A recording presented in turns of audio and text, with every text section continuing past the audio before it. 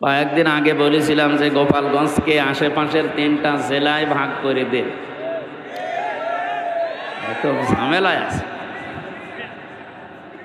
নড়াইল, ফরিদপুর, মাদারীপুরের ভেতরে যদি ওনাদের 3 আসন ভাগ করে দেওয়া হয়, তাহলে ওই জেলা নিয়ে যত মানুষ গালিগালাজ করছে ওইটা আর করবে না। আমি এই জন্যে বলেছি।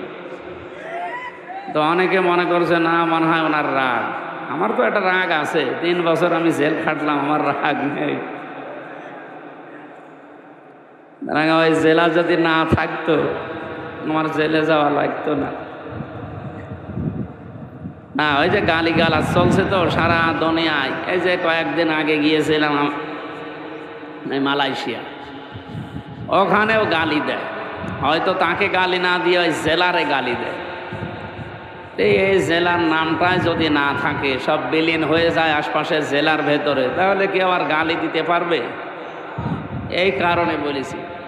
তুমি মানুষ দুঃখ পেয়েছে যা মানে নামই বাদ দিতে বললো, যে আমার আগে যে খালেদা জিয়া বলেছিল, তখন তো আপনারা কিছু বলেননি। আমি তো বলেছি 3 জেলায় ভাগ করে দেন, 3 আসন, আর উনি তো বলেছে একেবারে গোপালই পাল্টিয়ে ফেলবো, তখনও কিছু বলেননি। আমারে নরম পাই তো। যাক, আপনাদেরকে গালিগালাজ থেকে মুক্ত করার জন্য কেউ যেন আর সামনে গালি না দেয়, এই কারণে বলেছিলাম। আপনাদের ভালো না লাগলে আপনারা যা ভাল লাগে তাই করে। দলমত নির্বিশেষে আজকে কোরআনে কারিম শোনার জন্য আমরা এসেছি। হাযা বায়ানুল লিন্নাস হুদাল লিন্নাস। এটা শুধু মুসলমানদের জন্য না, মানুষ যারা তাদের জন্যই কোরআন শরীফ, নাকি বলেন বলেন। সুতরাং এখানে মানুষ যারা তারা এসেছে, সে যে ধর্মই মানুক না কেন।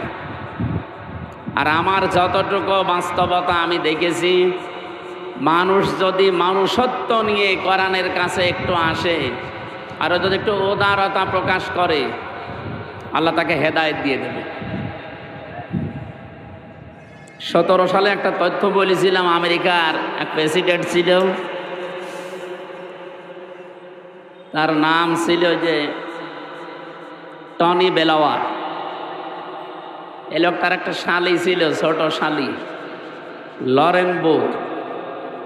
এ মহিলা ইরানের তেহরান বিমানবন্দরে নামার পর এক মুসলমানের কাছে বলেছিল যে আমি ইসলাম গ্রহণ করব না, কিন্তু আমি ইসলাম জানতে চাই।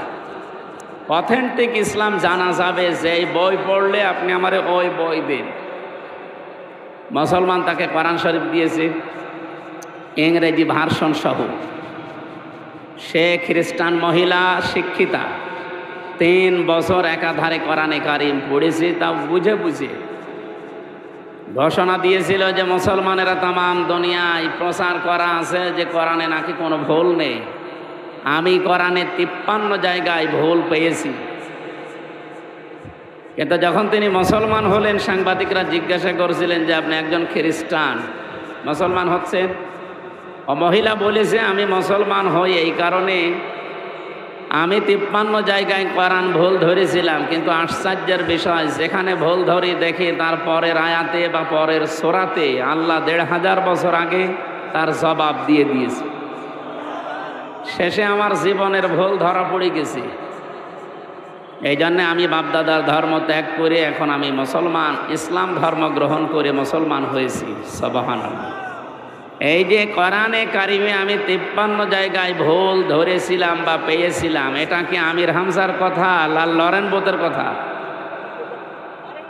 এই মহিলার নামটা কেটে আমার নাম ওখানে যে আমি এই শব্দ জুড়ে দিয়ে কারা যেন প্রচার করেছে যে আমির হামজা বলেছে কোরআনে 53 জায়গায় ভুল আছে, ওর পেছনে নামাজ পড়া জায়েজ নেই, ওর ওয়াজ শোনাও হারাম। যে লোকটা এই ফতোয়া দিল ও মনে হয় মেয়াদ উত্তীর্ণ গাঁজা খেয়েছে। আপনি আগে পরের কথা শুনবেন না। এই কথা কি আমার ছিল না লরেন বুথের ছিল বলেন? আপনি আমার নামে যে চালিয়ে দিলেন, তামাম পৃথিবীতে সবচাইতে এইটা বেশি চলছে আজ মুসলমানদের বিরুদ্ধে। কোরআনে কারিমে রব্বুল আলামিন জানিয়েছেন আমাই ইয়াকসিবু খাতিআতান আও ইসমান সুম্মা ইয়ারমি বিহি বারিআন ফাকাদ ইহতামালা বুহতানা ওয়া ইসমান মুবিনা। সূরা নিসার 112 নম্বর আয়াতে আছে, পৃথিবীতে বহু মানুষ এমন আছে নিজে অন্যায় করে, দোষ করে, অপরাধ করে, পাপ করে। এই অন্যায়টা পাপটা যখন হয়ে যায় তখন একটা ভালো নিরপরাধ নির্দোষ মানুষের ওপরে দোষটা চাপিয়ে দিয়ে নিজে ভালো সাজে। এই গোনা বাংলাদেশে বন্ধ হয়ে গেছে, বলেন বলেন, এটা আর এখন বেশি চলছে। আল্লাহ পাক বলেন ফাকাদ ইহতামালা বুহতানা ওয়া ইসমান মুবিনা, সে যেন প্রকাশ্য পাপের বোঝা বহন করে নিয়ে বেড়াচ্ছে। আমার মনে হয় অপরাধ যদি দেখার সিস্টেম থাকতো, যেটা কিয়ামতের ময়দানে দেখা যাবে, যে যেই ধরনের অপরাধ পাপ গনা দুনিয়ায় করবে, কিয়ামতের দিন আল্লাহ তার 3.5 হাত বডির ভেতরে এটা ফুটিয়ে তুলবে। ইয়ারাফুল মুজরিমুনা বিসিমাহুম ফায়ুখাযু বিন নাওয়াসি ওয়াল আকদাম ফাবিআইয়ি আলাই রাব্বিকুমা তুকাযযিবান। জবান খুলে কোরআনের সোনালী আয়াতটা পড়েন, ফাবিআইয়ি আলাই রাব্বিকুমা তুকাযযিবান। আল্লাহ পাক বলেন কিয়ামতে কোনো অপরাধীকে আমি জিজ্ঞাসা করব না তার অপরাধ সম্পর্কে। অপরাধী তাদের শরীরের ভেতরে অপরাধ ফুটে উঠবে, তাদের কদম ধরে চুল ধরে অপমানজনক অবস্থায় সুম্মা ফি সিলসিলাতিন যারউহা সাবউনা যিরাআন ফাসলুকু, 70 গজ শিকল দিয়ে তাদেরকে বাঁধা হবে। খুযুহু ফাগুল্লুহু সুম্মাল জাহিমা সাল্লু, ফেরেশতাদেরকে বলা হবে ধরো ঊর্ধ্বমুখী করে জাহান্নামের দিকে নিয়ে যাও। এই আয়াত থেকে আমি একটা প্রমাণ পেয়েছি, পৃথিবীতে মানুষের বিচার আর কিয়ামতে আল্লাহর বিচারের ভেতরে পার্থক্য এইটাই। দুনিয়ার কোনো বিচারক সাক্ষী ছাড়া রায় দিতে পারে না, অপরাধীকে জিজ্ঞাসা করা ছাড়া রায় লিখতে পারে না। কিন্তু মহান আল্লাহ দুনিয়ার কোনো অপরাধীকে জিজ্ঞাসা করবে না তার অপরাধ সম্পর্কে, তার শরীরের ভেতরে অপরাধের চিহ্নগুলো আল্লাহ ফুটিয়ে তুলবে। এই আয়াতটা যেই দিন থেকে পড়েছি, সে কোরআন শরীফ যেবার ধরেছিলাম সেই 2000 সাল থেকে শুরু করে আয়াতটা নিয়ে সবচাইতে বেশি আমি ভেবেছি এই আয়াতটা নিয়ে। কিয়ামতের দিন আল্লাহ তো কোনো অপরাধীকে জিজ্ঞাসা করবে না যে এইটা করেছিলি, তার শরীরের ভেতরে অটোমেটিক ওইটা ভেসে উঠবে, কপালে ভেসে উঠবে, চেহারার ভেতরে ভেসে উঠবে, তার হাতে, শরীরে, পিঠে। আল্লাহ পাক বলেন এমনকি অপরাধের বোঝাটা তার পিঠের উপরে আমি আল্লাহ চাপিয়ে দেব। অহুম ইয়াহমিলুনা আওজারহুম আলা যুহুরিহিম, তারা বহন করে নিয়ে বেড়াবে তাদের অপরাধগুলো। আল্লাহ এখানে আওজার না দিয়ে যদি ঝার শব্দটা দিতেন, বাংলার মানুষেরা খুব ভালো করে শোনেন, কোরআনের কথা বলছি, রব্বুল আলামিন যদি আয়াতের ভেতরে ঝার শব্দটা দিতেন, ঝার মানে বোঝা, আওজার মানে বোঝার সমূহ। আল্লাহ পাক বলেন তারা তাদের পাপের বোঝাগুলো পিঠের উপরে নিয়ে বহন করে বেড়াবে। আলা সামা ইয়াসিরুন, ফেরেশতারা তাদের এই পাপের বোঝার দিকে তাকিয়ে বলবে কত নিকৃষ্ট বোঝা হামজা বহন করে নিয়ে যাচ্ছে। বলেন নাউজুবিল্লাহ। আমার দৃষ্টিতে যেটা আয়াত থেকে এসেছে, আল্লাহ রাব্বুল আলামিন ঝাড় দিয়ে এই ভীতিটা আমাদেরকে দিতে চেয়েছেন। আমার এই যে ৩৩ বছর এখন, এই বয়সে আমি মনে করেন এক এক বছরে ১ মন করে গোনা করেছিলাম। ৩৩ মন গোনা নিয়ে যদি এখন আমি মারা যাই, মরণের পরে যদি আল্লাহ আমার পিঠের ওপরে গোনাগুলো বোঝা আকারে চাপিয়ে দেয়, মনে করেন ৩৩টা বোঝা ১ মন করে, আমার বিচার শেষ হয়ে যাওয়ার কথা। কিন্তু আওঝার দিয়ে আমরা বিপদে আছি। আমি যতগুলো তাফসির দেখেছি, এখানে আলেম যারা তারা বলবেন, মুফাসসিরিন ইকরাম আমার যতগুলো তাফসির দেখা সবাই একমত।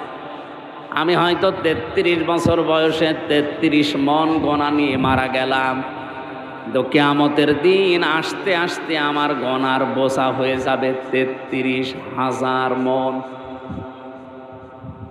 প্রশ্ন আসতে পারে এটা অবিচার না? না, কারণ আমার এই ৩৩ বছরে আমি এমন এমন কাজের আঞ্জাম দিয়েছি, এমন এমন কাজ করেছি, আমি মারা গেছি কিন্তু কাজ মারা যায়নি। আমি এমন একটা দল গঠন করে রেখে গেলাম, আমি তো মরে গেছি ৭০ সালে ৭৫ সালে, কিন্তু আমার দল তো মরে যায়নি। ও দল ১৮০ মাইল বেগে চালাচ্ছে।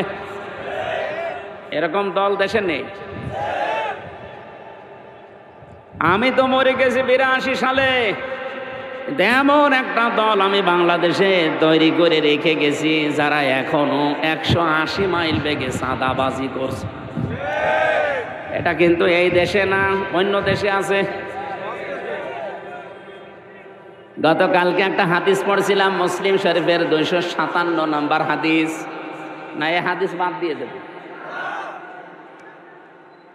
জৈনক এক ব্যক্তি এসেছে হযরত আবু হুরায়রা থেকে বর্ণিত, নবীজির কাছে এসে বলে, ইয়া রাসূলুল্লাহ, হে আল্লাহর নবী, কোন সন্ত্রাসী চাঁদাবাজ এ লোকটা যদি আমার মাল ছিনিয়ে নিতে আসে তা আমি করব কি?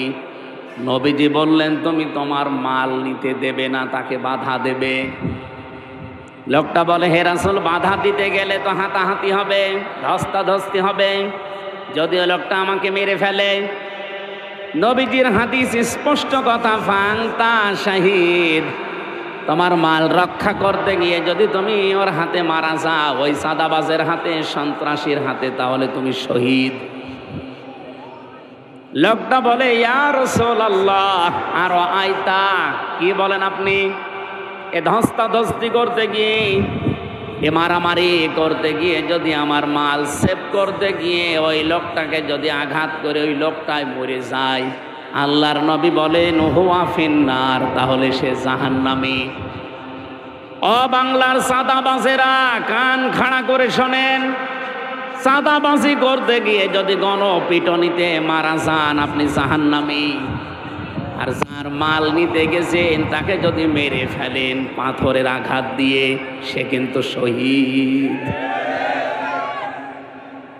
আমি মারা গেছি ৮০ সালে, ৮০ থেকে এখন ২৫, ৪৫ বছর। এ ৪৫ বছর আমার দল তো বসে নেই, তারা চালাচ্ছে কাজ। আমি ৩৩ মন গোনা নিয়ে কবরে শুয়েছিলাম। এই ৪৫ বছরে যদি ১ মন করে গোনা বাড়ে, ৩৩ আর ৪৫ কত হয় বলেন? কিয়ামত আসতে আসতে আমার পাপের বোঝা ৩৩,০০০ মন পার হয়ে যাবে না? এখানে আয়াতটা পড়লে আমার কেমন যেন লাগে, বাংলাদেশে বহু মানুষের জীবনের সাথে আয়াত এখন ১০০ ভাগ খাপের খাপ, মমতাজের বাপ। এই মিলে যাচ্ছে না? বৃষ্টি হচ্ছে।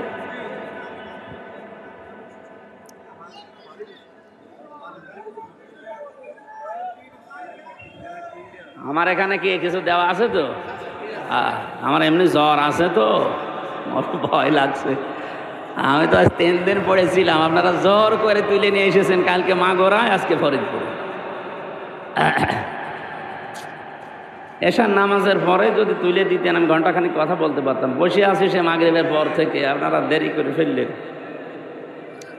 আমাদের জাতির পিতা ইব্রাহিম আলাইহিস সালাম সম্পর্কে কিছু গুরুত্বপূর্ণ তথ্য আমাদের জীবনের জন্য যেগুলো দরকার, এই আয়াতটাই পড়েছিলাম সূরা মারিয়ামের 41 একটা মাত্র আয়াত পড়েছি। এখান থেকে কিছু তথ্য আমরা পেতে চাই এবং দিতে চাই। বৃষ্টি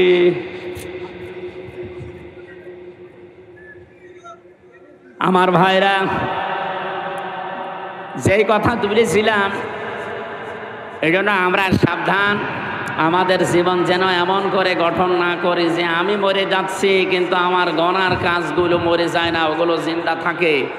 আমার মতো কপাল পোড়া হতভাগ্য দরিদ্র এই পৃথিবীতে আর কেউ নেই। সাহাবী প্রশ্ন করলেন, এই পৃথিবীতে সবচাইতে হতভাগ্য দরিদ্র গরিব মানুষ কোনটা? নবীজি বললেন, কিয়ামতের দিন ওই লোকটা সবচাইতে অসহায় গরিব। বারবার এভাবে ভাই দেখেন বৃষ্টি কি জোরে হচ্ছে।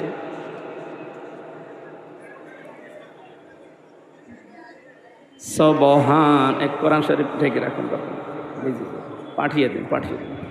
সুবহানাল্লাহ আলহামদুলিল্লাহ লা ইলাহা ইল্লাল্লাহ সুবহানাল্লাহ।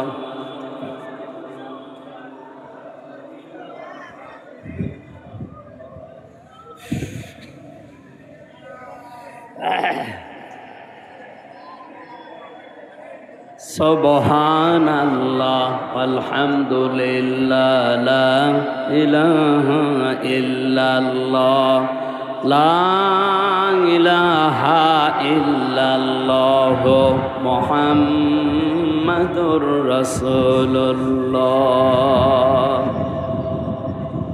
ফরিদপুরবাসী আমরা সব বাদ দিলাম।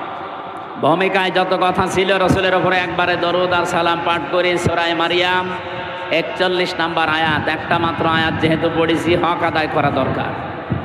আল্লাহ রাব্বুল আলামিন বলেন, আযকুর ফিল কিতাবে ইব্রাহিম, আমার এই কিতাবে কোরআনে কারিমে আমি ইব্রাহিম নবীর আলোচনা তোমাদেরকে শোনালাম। স্মরণ করো ওই সময়ের কথা, ইব্রাহিম আলাইহিস সালাম সম্পর্কে। হে নবী, আমার কিতাব কোরআনে আমি কি বলেছি আপনি দেখেন।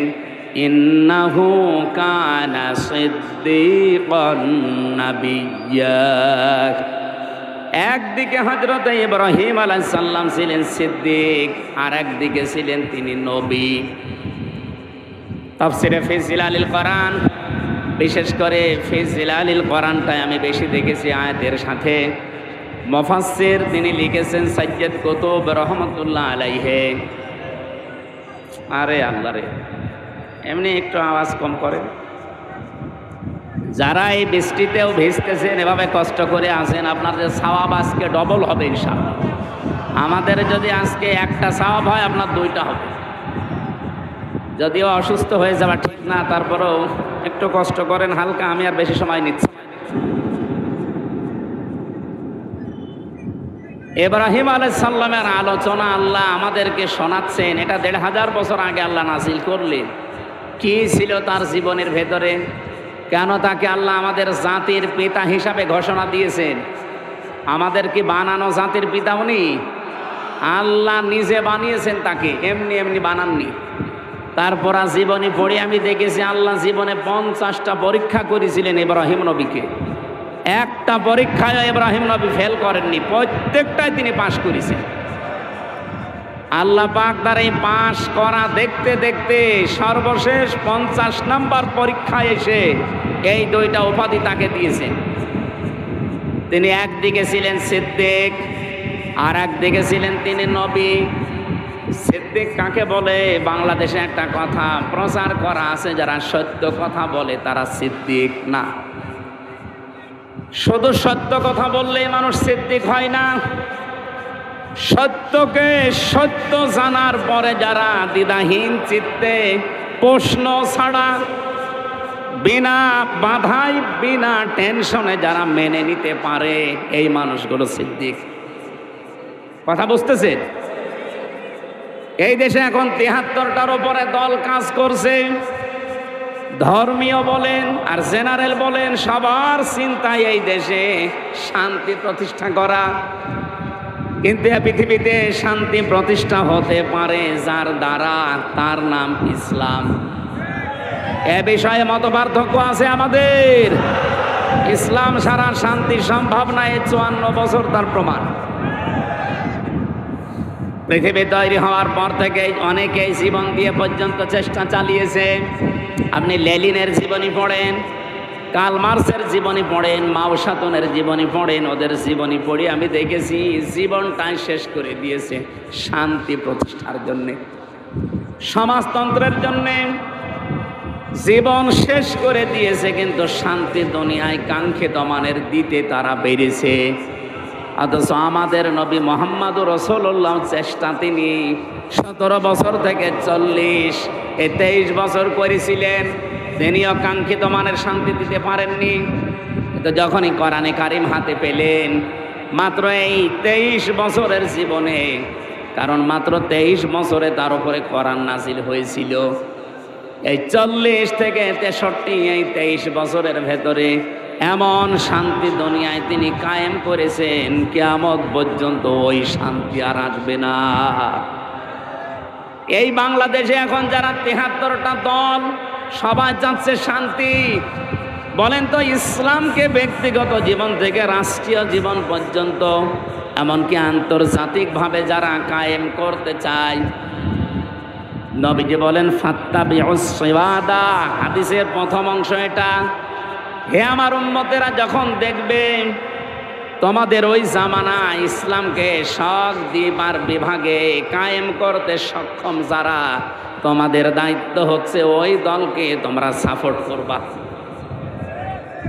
আমি নিজের দিকে তাকিয়ে বলছি না, আল্লাহর কসম আমি সবার দিকে তাকিয়ে কথা বলছি। এই দেশে 18 কোটি মানুষকে বলছি, এদেশে যত দল আছে আপনি নিজের বিবেক দিয়ে বুদ্ধি দিয়ে বলেন তো, যারা এদেশে কাজ করছে ইসলামের জন্যে, ইসলামকে সর্বোচ্চ জায়গায় পৌঁছিয়ে দেওয়ার জন্যে পারফেক্ট দল এই দেশে চালাতে পারে জামাত ইসলামী বাংলাদেশ। আর অন্য কোন দল যদি থাকে প্রত্যেক দিক আর বিভাগে আপনি বলেন, আমি সেইটার নাম বলবো। ইউনিয়ন থেকে আন্তর্জাতিক জীবন পর্যন্ত প্রতিটি জায়গা অর্থনৈতিকভাবে যারা আল্লাহর ওলি প্রমাণ হয়ে গেছে, সেটা জামাত ইসলামী আর ইসলামী ছাত্র শিবির। যদি বলেন না নাম ধরেন, আমি বাস্তবে দেখতে পাচ্ছি এই জন্য নাম ধরলাম, অন্য কারো ভেতরে আমি এটা পাচ্ছি না।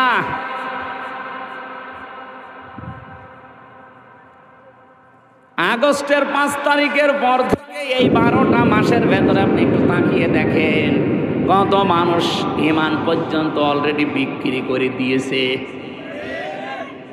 আপনারা ঈমান বিক্রি করে সব খেয়ে ফেলেন, ঈমান আমাদের বিক্রি করার কথা ছিল না। আপনার চাইতে আমি তো নির্যাতিত কম হয়নি। আগস্টের 5 তারিখের পর থেকে আমির জামাতে যে গত পরশুর দিন ঘোষণা দিয়েছে, অনেকে টাকার বস্তা নিয়ে তাকে রিকোয়েস্ট করেছে যে এটা রাখেন। এর চাইতার প্রমাণ আপনি কি নেবেন? একটা টাকাও তিনি গ্রহণ করেননি। আরো বলেছে না আমাদের আদর্শে এইটা নেই, কারণ আমি যে লোকটার আদর্শ মেনে চলি তার 63 বছরের জীবনে চাঁদাবাজি নেই। আর এমন মানুষ আমরা পেয়েছি চাকার বস্তা না আরো জোর করে নিয়ে আসে। এর চাই তার কি প্রমাণ দেখবেন আপনি? এই ফরিদপুরের 2 জন কৃতি সন্তান, আপনারা আন্দাজে যা তার নাম বলেন না কেন, তারা প্রমাণ করে দিয়েছে তারা দুর্নীতি মুক্ত ছিল।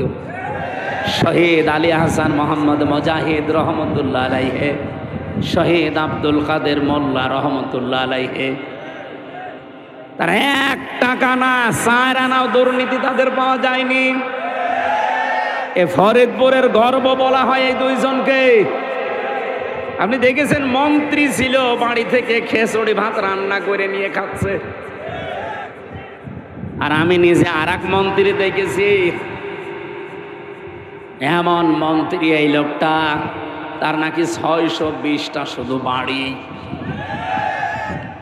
সেদিন সিঙ্গাপুর না মালয়েশিয়া ছিলাম, হোটেল থেকে নিচে নেমে দেখি এক শয়তান বসে চা খাচ্ছে। কি গো হুজুর, আমি আগেই পালিয়েছি। আপনি পালাবেন কেন? আপনি তো এত বাড়ি বানিয়েছেন, আপনার বাড়ির সংখ্যা শুনে যে 620টা, আর আপনি পালালেন কেন? তারপরও এই দেশেও আপনার বেগম পাড়া আছে, সাহেব পাড়া আছে, এখানে থাকতে পারেন না? না, ওগুলো সব তালা মারা, ওখানে যেয়ে মায়ের খাবো। বাংলাদেশের 20 লাখ বাঙালি এখানে থাকে। যা করেছি এখন তো টের পাচ্ছি, এখন যদি আমারে পায় পিটিয়ে ভর্তা বানিয়ে ফেলবে। এরকম জীবন আপনি কেন তৈরি করবেন বলেন? আলী হাসান মোহাম্মদ মুজাহিদ রহমতুল্লাহ আলাইহি ফরিদপুরের বুকে যে মাদ্রাসাটা বানিয়েছে, কিয়ামত পর্যন্ত এখানে কোরআনে কারিমের তেলাওয়াত হবে। কবরে শুয়ে শুয়ে আল্লাহর বান্দা প্রতিটা অক্ষরে নেকি পেতেই থাকবে।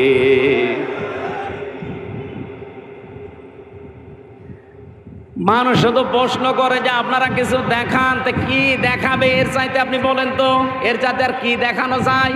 যে মন্ত্রী 4 আনা দুর্নীতি নেই, বাড়ি থেকে খিচুড়ি রান্না করে মন্ত্রণালয়ে বসে বসে খাচ্ছে, এর চাইতে আর কি দেখবেন? তাও আপনার জেলার মানুষ। এই কথা বলেন। যেই দলের দ্বারা ইসলাম কায়েমের সম্ভাবনা বেশি, নবীজির নির্দেশ, তোমরা সেই দলের পেছনে থাকবা, সাপোর্ট করবা। বাংলাদেশে যত দল আছে, আমি তো এই দল ছাড়া আর দেখতে পাচ্ছি না, এই জন্য বাধ্য হয়ে এখন সাপোর্ট করছি। আপনি বলেন ইউনিয়ন থেকে একেবারে আন্তর্জাতিক জীবন পর্যন্ত প্রত্যেকটা দিক আর বিভাগ স্বচ্ছ এবং সততা এখলাস নিয়ে চালানোর মতো কোন দলে আপনি প্রত্যেক বিভাগে পাবেন? হ্যাঁ, হয়তো কিছু বিভাগে পাওয়া যাবে, প্রতিটা বিভাগে পাওয়া যাচ্ছে না, কিন্তু এদের ভেতরে লোক ওইভাবে তৈরি করা নেই। যেই মানুষগুলো উল্টাপাল্টা ফতোয়া দেন ইসলামী রাজনীতির কথা শুনলে, ইসলামের রাজনীতি নেই এ কথা যদি কেউ বিশ্বাস করে, মনে করে ওর ঈমানও নেই।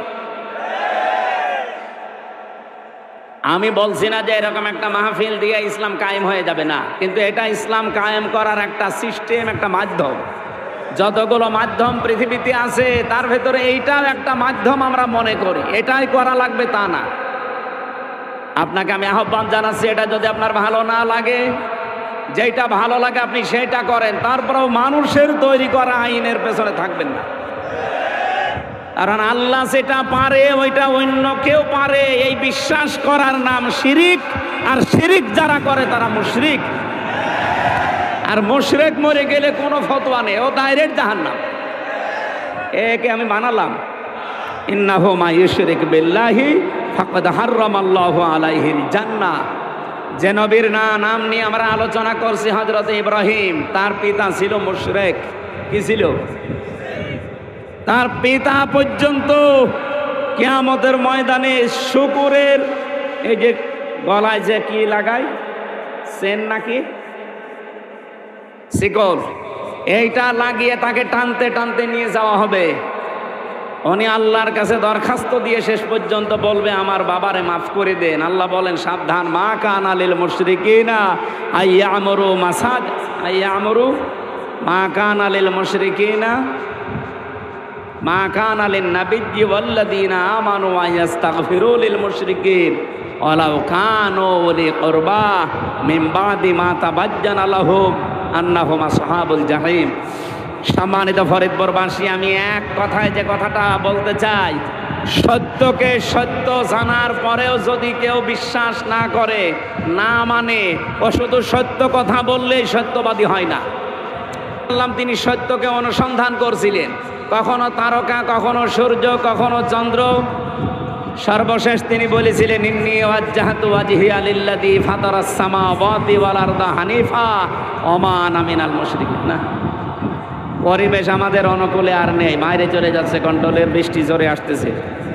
আমার মনে হয় এখন আর চালানো ঠিক হবে না। মসজিদ নেই, আশপাশে বড় মসজিদ নেই। মসজিদে যাবেন, মসজিদে যাবেন,